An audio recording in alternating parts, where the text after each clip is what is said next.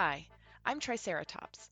When I was new to old school RuneScape, I constantly found myself lost, scrolling through the wiki and watching tons of guides, but still not understanding the bigger picture. So this series is here to change that. I'll walk you through not only what to do, but why it matters, so you can actually understand how this game works. Welcome to OSRS for Beginners. Hello, everyone, and welcome back. Today we are going to be going into combat. I'm going to be breaking this into two separate videos. The first one today is going to be combat from the very beginning. Different types of combat, how it rolls, different weapons, things like that. And then the next one is going to be going into a little bit more advanced combat. So using special attack weapons, attack speed, utilizing necklaces, rings, all that stuff. I'll also go over true tile, line of sight, safe spotting, flinching, all that stuff in the next video. But today, just simply, where do we start? How do I start combat? I'm going to be starting with our combat triangle. So there's three combat classes that form the combat triangle: melee, ranged, magic. In general, when players are combating opponents, there are different strengths and weaknesses that are against the other two. So, for example, melee is strong against ranged, ranged is strong against magic, magic is strong against melee. And if you look at it in reverse, melee is weak to magic, magic is weak to range, and ranged is weak to melee. Overall, any combat style can be used effectively to kill opponents or anything, but majority this is how the game is laid out. If you're wearing melee armor, you'll definitely be weak to magic attacks and things like that. So it's definitely something to keep in mind when you're starting to train and what gear you're wearing. Just noting there are things that are weak to others and there are things that are strong to others. Looking into individual skills, we're going to be starting with attack. So attack is the player's accuracy in melee combat. So as your player raises their attack level, you can deal more damage consistently, as well as wield weapons that are a little bit stronger. Going back to what I mentioned about dice rolling, the higher your attack level, the more often that dice is going to be rolled in your favor. Instead of hitting nothing but zeros, you'll always hit at least something. In order to train this skill, you just want to be using a melee weapon, and you want to make sure that you're on the correct attack style for training attack XP. Like we mentioned, the little sword tab at the bottom here, hovering over the different attack styles, just making sure that you're training your attack XP. Now, as you can see when I was recording this, I have a bunch of food in my inventory. I went and got some shrimp at the beginning. We'll talk about HP a little bit later, but NPCs can damage you as well, and eating food heals your health, keeps you alive so you can keep fighting them. You can also see how I'm collecting and burying bones. That is how you level up your prayer. I'll go into that a little bit later as well, but collecting bones and burying them is the free-to-play way for getting your prayer leveled up.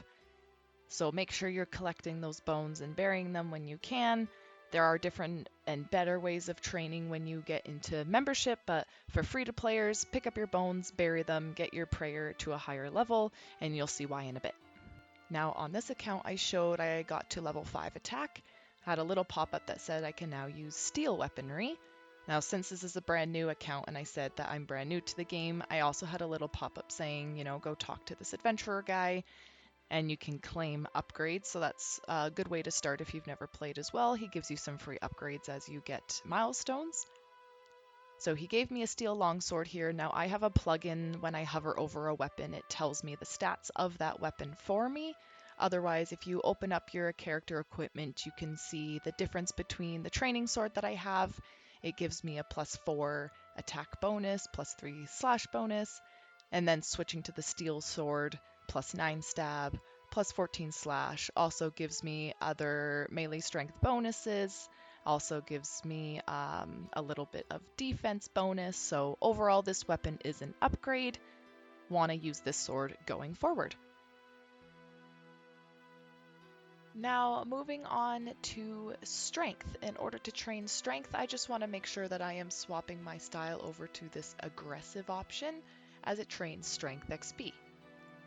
Now, a fun fact against why it says accurate or aggressive or controlled, things like that, those actually give you a hidden bonus. For example, the steel sword that I am using right now says it has a plus 16 melee strength bonus. However, if I'm using the aggressive style to also train strength, it gives you a hidden plus 3 strength bonus. So by utilizing this option, I actually have plus 19 strength bonus. So not only does using this option train strength, but it also makes me a little bit stronger. It was the same thing with attack. If I clicked on the accurate style to train attack, it gave me a plus 3 hidden attack bonus. So my training sword said that I had plus 4 attack bonus. However, there was a hidden plus 3 because of the style that I was using. I actually had a plus 7 attack bonus because that 3 was hidden. So yes, if you're using the accurate style to train attack, you will be more accurate. And if you're using the aggressive style to train your strength, it will make you a little bit stronger. In the early stages of the game, you just want to be more focused on getting your XP up. Doesn't matter focusing too much on the accuracy or the aggressive stages at this point. However, when you do get further into the game and you're not focused on getting your XP up as much when you start getting into fighting bosses, this is when you can definitely utilize your attack style to benefit you and make fights against bosses a little bit easier. Overall, training your strength is really important to do. So your strength is your power in melee combat. As you raise your strength level, you can do more damage against opponents. Typically, a high strength level is often favored by players over their attack level because it raises that max hit and it helps you deal more damage compared to training your attack or defense. However, we all know that our attack does raise our accuracy, so just make sure you get your accuracy high enough that you're not hitting zeros all the time, and then raise your strength up so you can start hitting those big numbers and do a lot more damage. Now, killing goblins here, I did get this bronze square shield as a drop. So this is definitely an upgrade over my training shield that I have. If I compare them in the equipment screen, my training shield gives me plus 4 stab defense, plus 8 slash defense, plus 5 crush, plus 4 range, plus 1 magic. If I swap over to the bronze square shield, it gives me an extra in stab, slash, and crush and range. It's not as strong against magic. You can see my magic defense goes down. That goes back to the combat triangle of melee equipment sucks against magic. However, this is fine for training melee, what we're doing right now. So upgrading to this bronze square shield, I hit level 5 strength. I was able to run over and talk to Adventurer John. He gave me some leather gloves and some boots as a reward. These also give some defense bonus, so the boots give plus 1 slash, plus 1 crush, and the gloves give also plus 1 slash, but plus 2 crush defense. Overall, getting upgrades to level up my defense. And now we are going to start training defense. So to train defense, same thing, select the option that gives us defense XP. It also gives us a plus 3 hidden defense bonus as well, as we talked about earlier. Now, defense is a skill that grants players protection in all forms of combat. Your defense level also determines which equipment you can wear. One thing that's super important to know against defense level is that defense reduces the accuracy of what is hitting you. So the higher my defense level, the less likely that an enemy is going to land successful attacks. However, it does not decrease the amount of damage that an opponent can deal against you. So, having a high defense layer might make them hit a lot more zeros on you, but if their max hit is an 80, they could still hit you for an 80 if they do get that accuracy roll of hitting you. There is different types of armor that you can wear to also give you more defense bonuses, such as the boots and gloves and the shield that I have. There are obviously range-specific armor, magic-specific armor, prayer armor, a lot of things to dive into. One thing that's important to know as well is that your defense level only actually contributes to 30% of magical defense when you're getting hit by magic attacks. We'll go into that a little bit more during the magic portion. Taking a look back at our HP quickly, our HP is always getting leveled up no matter what type of content you do. You're always getting HP XP if you are doing damage. Leveling up your hit points is your health bar. This also goes with eating food to heal yourself. Different types of food in this game heal for different amounts of hit points. At the very beginning, I just have had some shrimp. It only restores 3 HP.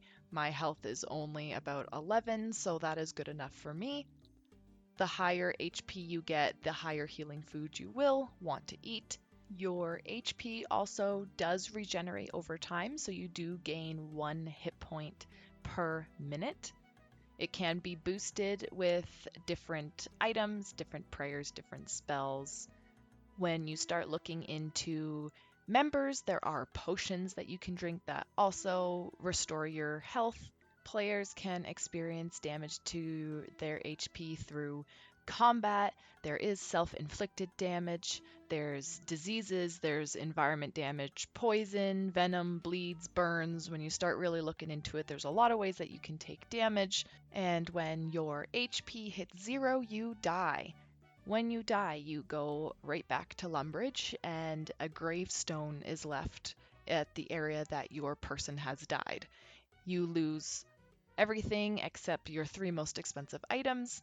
And you will have to run back to your gravestone to collect your things back. If you don't want to run all the way to your gravestone to reclaim your items, you can go to Death's Office or Death's Domain.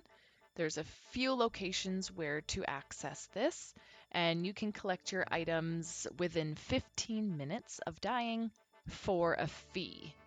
If all of your items are worth less than 100,000 GP, then your items are free to reclaim, but if they're worth more than that, they do come with a 5% reclamation fee. So the higher volume items that you lost when you died, the more money you will have to pay to get them back. In Death's Office, there is Death's Coffer. This is a chest that's located in the corner here that you can sacrifice items that you don't want to use to be paid to reclaim your items. For example, if you have a whole bunch of old swords that you don't need, you can dump them all into the coffer there, and the value of those swords will pay for you to get your items back. Doing so is actually very beneficial because the items sacrificed, you actually get about 105% extra value of their grand exchange price. So rather than selling your unwanted items at the GE, getting cash, and then using that cash to pay for it, just put those unwanted items in Death's Coffer instead. However, all this doesn't matter if you die in the wilderness, because if you die to a player in a PK area, a player killing area, you lose those items to that person and you cannot get them back. You still do keep your 3 most expensive items though, unless you're Skuld. Next up is Range. Range is a combat class involving bows, crossbows, blowpipes, thrown weapons. Similar to the melee combat styles, Range does have accurate, rapid, and long range styles.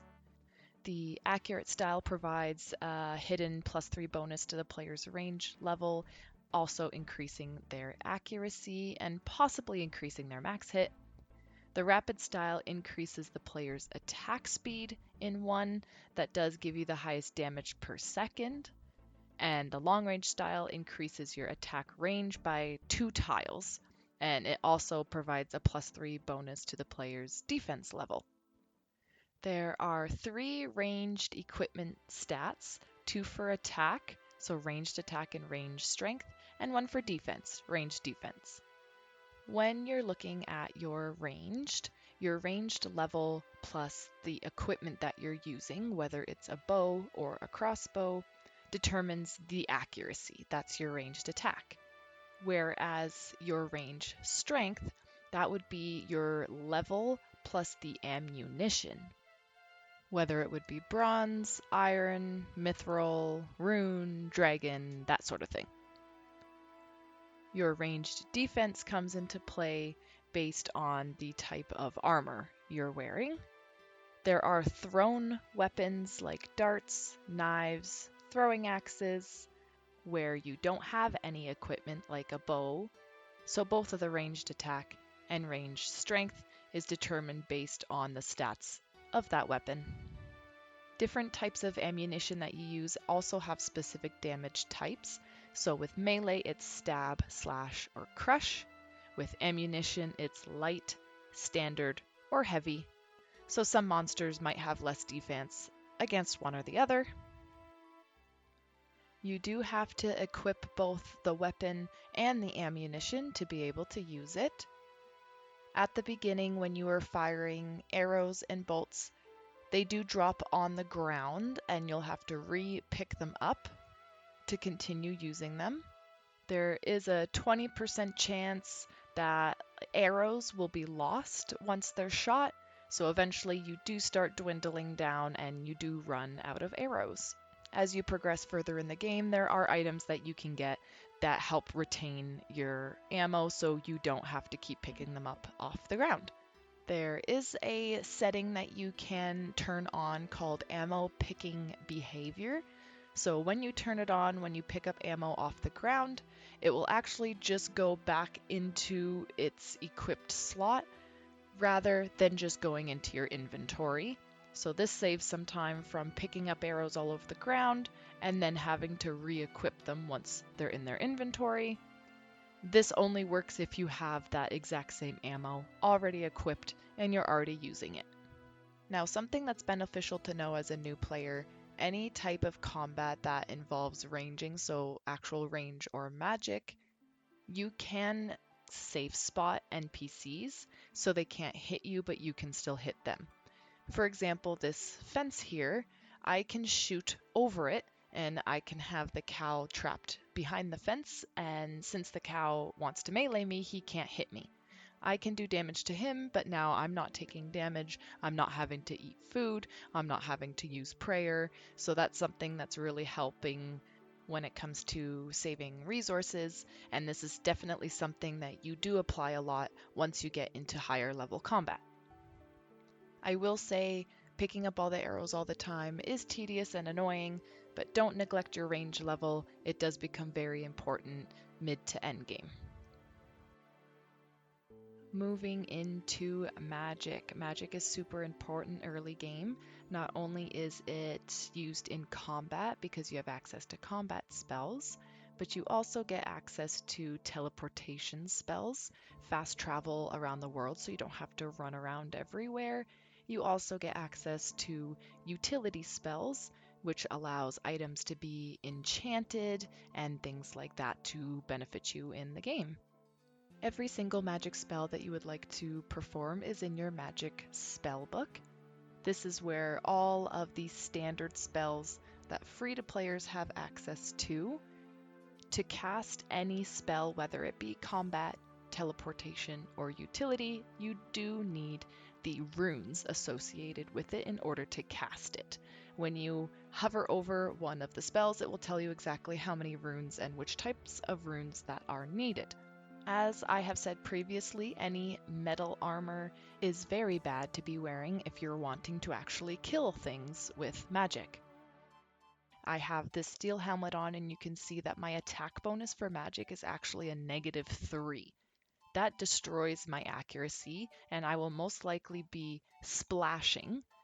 Splashing is what it's called when you cast a spell and it doesn't connect, it doesn't hit anything. It does like a little splashing effect on the NPC you are attacking.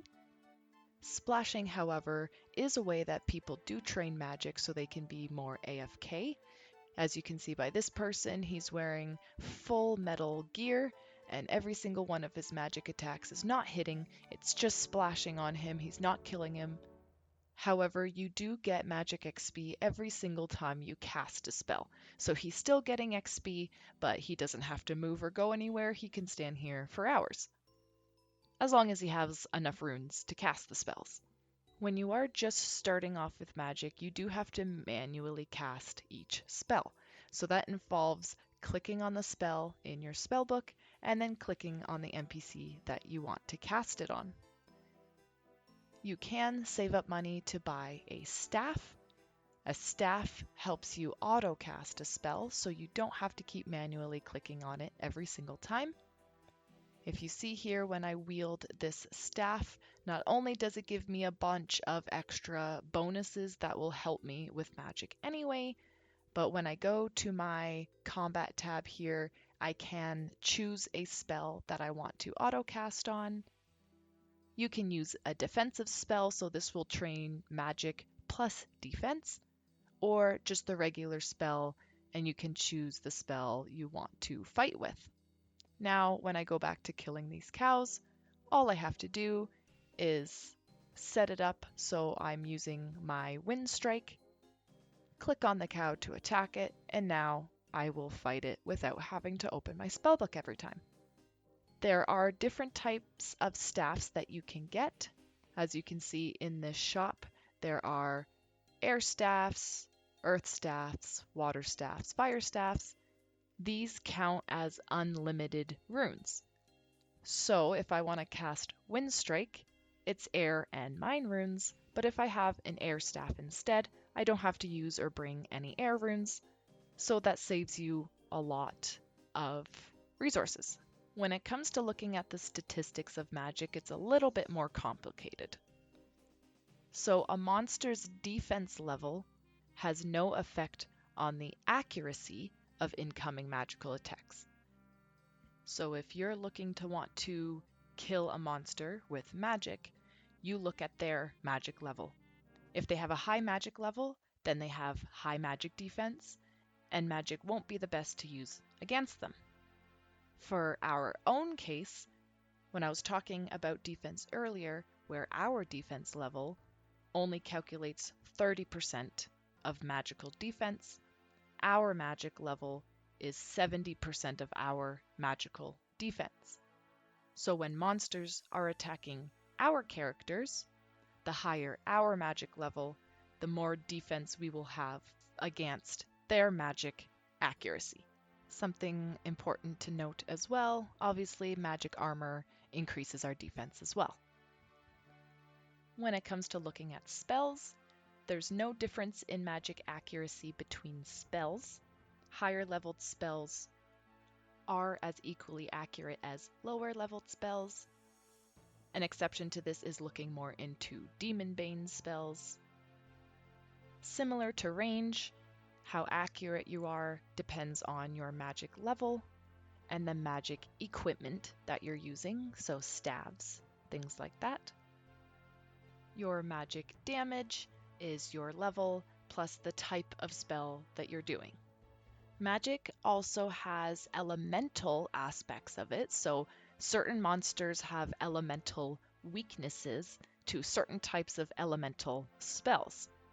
So if you think about Pokemon, how fire Pokemon are weak to water Pokemon, it's the same thing in RuneScape. If you have a fire giant and you use water spells against them, it's going to be a lot more effective.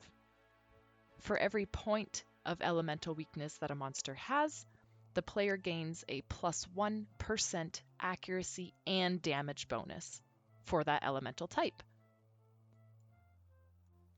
Last but not least, Prayer. Prayer is a combat skill available to free to play as well. Prayer is a skill that allows you extra bonuses when it comes to combat. Certain prayers are unlocked as you level that skill up. They can assist the player in combat, such as boosted attack, immunity to magic, faster HP regen. As long as prayers are activated, the player's prayer points are slowly drained. You can see what the different prayer levels do for you by simply hovering over them and reading what they provide. Obviously, lower level ones are smaller boosts and it takes a long time for your prayer points to drain. The higher level prayers you look at are very, very powerful, but they do drain a lot faster. So just for example here, killing some goblins with some prayer turned on, I'm using a strength bonus and a defense bonus here. Over time, you will see my prayer points slowly draining as I'm using them up, and once it hits 0, they automatically turn off. For free-to-play players, the only way to recharge your prayer points is to find any altar, there are many throughout the game, and pray at it. When you pray at it, it restores your prayer points and you're able to go back to doing what you're doing. If you're a member, you can buy potions that you can drink that will restore your prayer while you are out fighting, so you don't always have to run and find an altar. Another way you can set it up is with one of the bubbles up here. You can turn on quick prayers. If you right click on this bubble, you can set up a quick prayer, automatically assign prayers that you want to be using instead of going into the prayer tab every single time. Set it to whichever ones you are constantly using. Now, if I want to turn on my prayers in the middle of the fight, I don't have to switch over my tab. I can simply click on the bubble at the top and it will turn them on for me. Prayer becomes extremely helpful once you hit level 43. You get access to overhead prayers, protect from magic, protect from missiles, protect from melee. This gives you 100% protection from magic ranged and melee attacks when you're fighting monsters, so you don't have to eat. Instead, you can just use your prayers and keep yourself safe. There are some bosses out there that don't follow this rule and they can still hit you through prayer. However, a lot of the time it does reduce the damage, so getting 43 prayer is very important so you have access to those overheads. Holy cow, that was a lot to cover. If you're still here, thank you so much for watching to the end. There will be a second video that goes into more detail of how to get better at combat by utilizing specific weapons and jewelry, things like that. I hope you learned something today. If you didn't learn anything because you already knew it all, let me know if you think I did a decent job explaining it. I hope I didn't miss too much, but if I did, I will definitely try to mention it in the next one. Thank you so much for being here. I appreciate you all. The first video really kind of popped off for some reason, and I even wasn't planning on taking this seriously, but it looks like this is the type of content that some people are looking for, so I will do my best to provide. Thank you so much for watching, and I'll see you in the next one. Bye bye!